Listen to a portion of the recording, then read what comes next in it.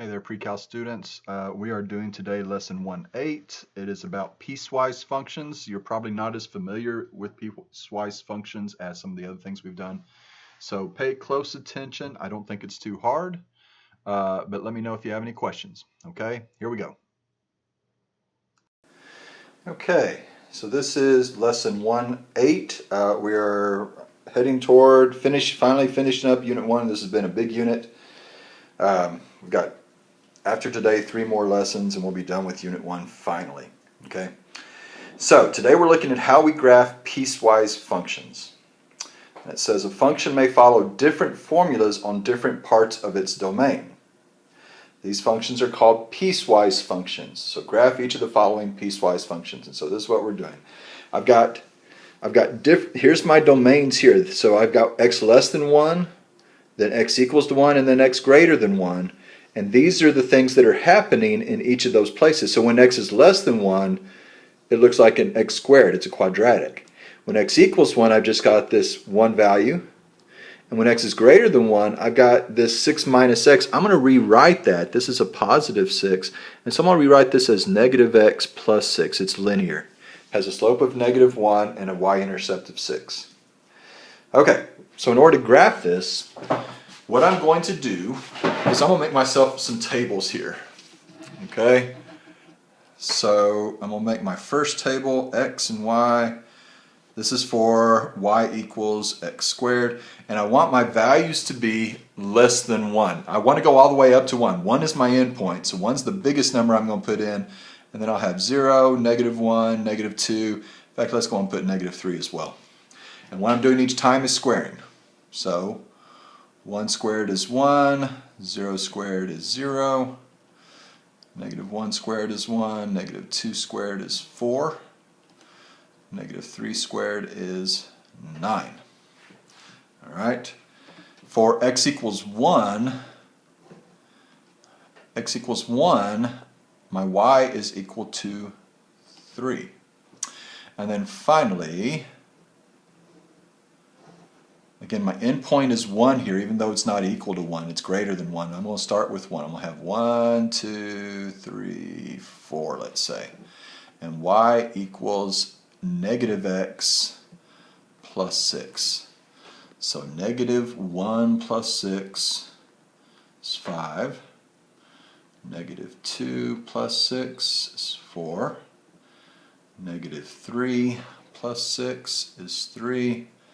And negative 4 plus 6 is 2. Alright, so let's graph this. And we'll start with the left part over here. And negative 3, 9. So negative 3, positive 9. Put a dot there. Negative 2, 4. Negative 1, positive 1. 0, 0. And then here, 1, 1, remember, it's strictly less than 1. So I'm going to put an open circle there because that is not part of the graph. But right up until there, it is. So at 0.9, it squares. At 0.8, it squares. 0.99, it squares.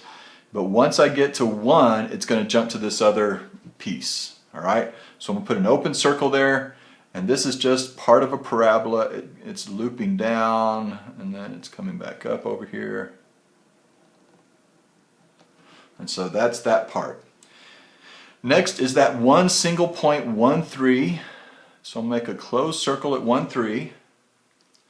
And then these points, again, at 1, that's an open circle because this is just an endpoint. At 1, 5, I'm going to have an open circle.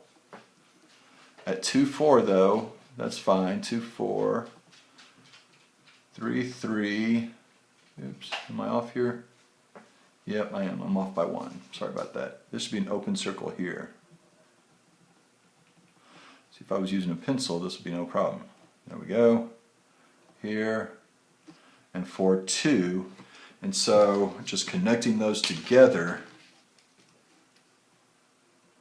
And this is going to keep on. This is just a linear function. It's going to keep on following that, going down to the right. So that is my piecewise function for number 1. Okay? Domain. The domain is all real numbers. Everything gets hit.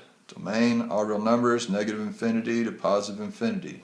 The range, it's going up forever, it's going down forever. Even these places where it has an open circle, I do have a value at 1 over to the left and to the right.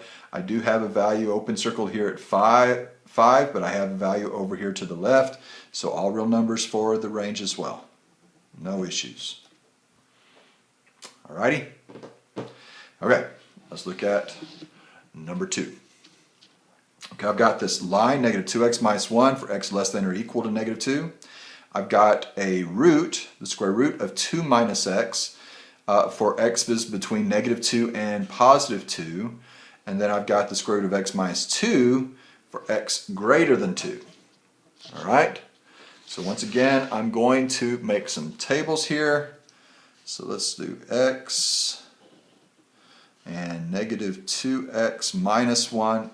And I'll put in negative 2, negative 3, negative 4, and that should be enough. This should just be a straight line.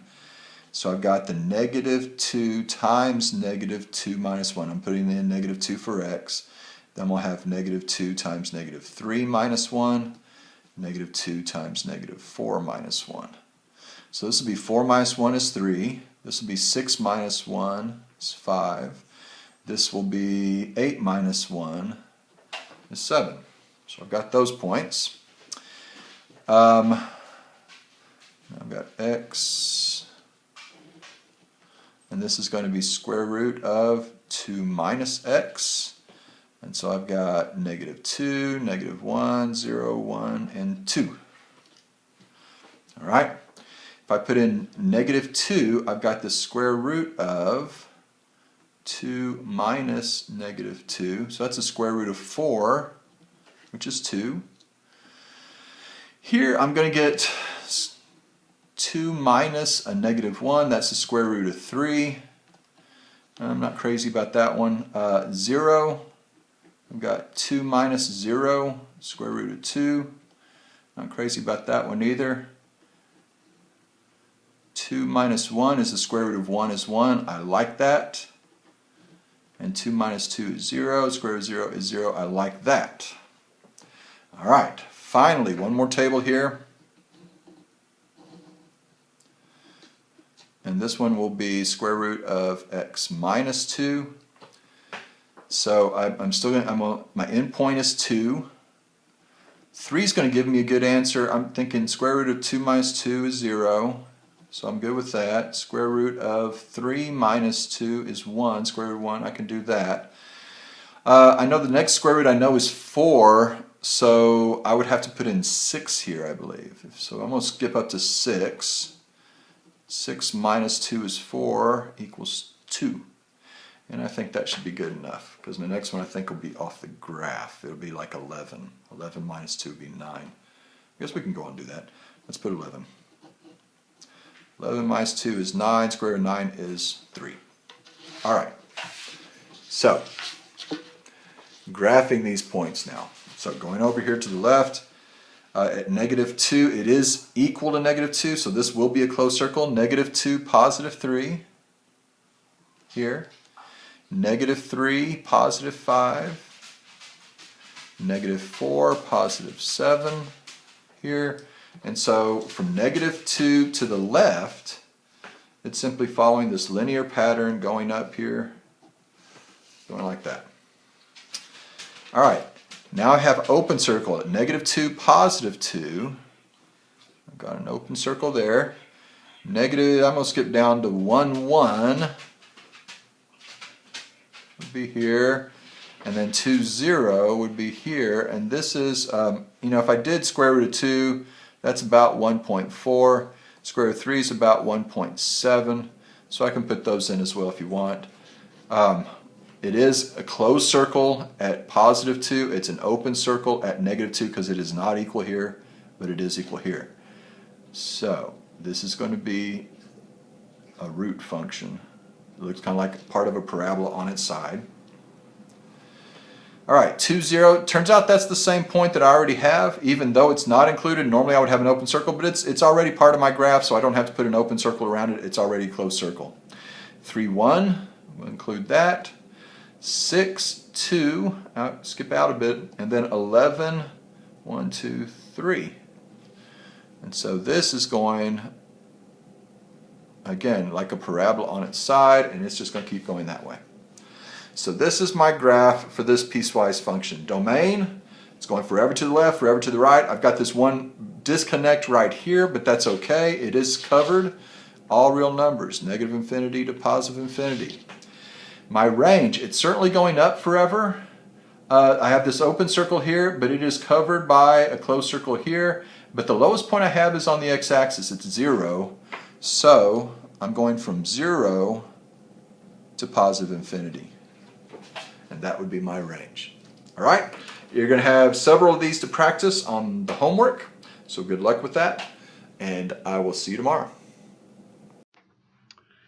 All right, so that was the lesson. You've got some homework. I'm going to put on the Schoology page, I'm going to put a way for you to upload your assignment each day from here on out. So go on and be sure you take a picture of your assignment and upload it, whether you print out the worksheet and do it, or if you just do it on your own paper, that's fine. Either way. But you're going to take a picture of it and then upload it on Schoology. Okay, let me know if you have any questions about that. And I will talk to you tomorrow. Bye.